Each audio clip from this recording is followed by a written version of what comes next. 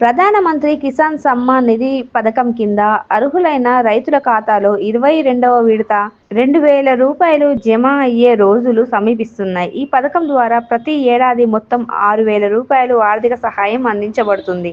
ప్రతి 4 నెలలకు ఒకసారి రూ. 2,000 చొప్పున రైతుల బ్యాంకు ఖాతాలో నేరుగా జమ చేస్తారు. కేంద్ర ప్రభుత్వం ఇంకా అధికారిక తేదీని ప్రకటించకపోయినా తాజా సమాచారం ప్రకారం ఫిబ్రవరి 22న నిధులు విడుదల చేసే అవకాశం ఉందని తెలుస్తోంది.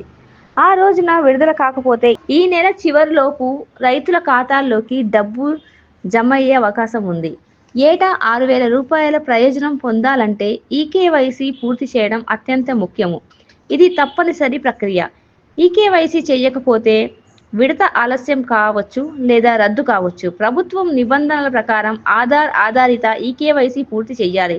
దీని ద్వారా నకిలీ లబ్ధిదారులను తొలగించి డైరెక్ట్ బెనిఫిట్ ట్రాన్స్ఫర్ ద్వారా నిధులు సజావుగా జమ అవుతాయి. రూ. 2,000 రైతుల పంటల కొనుగోలు, ఎరువులు, విత్తనాలు మరియు ఇతర వ్యవసాయ ఖర్చులకు ఎంతో ఉపయోగపడుతుంది. ప్రభుత్వం ఈ పథకం రైతుల ఆర్థిక స్థితిని బలోపేతం చేయడమే ముఖ్య పాత్ర పోషిస్తుంది.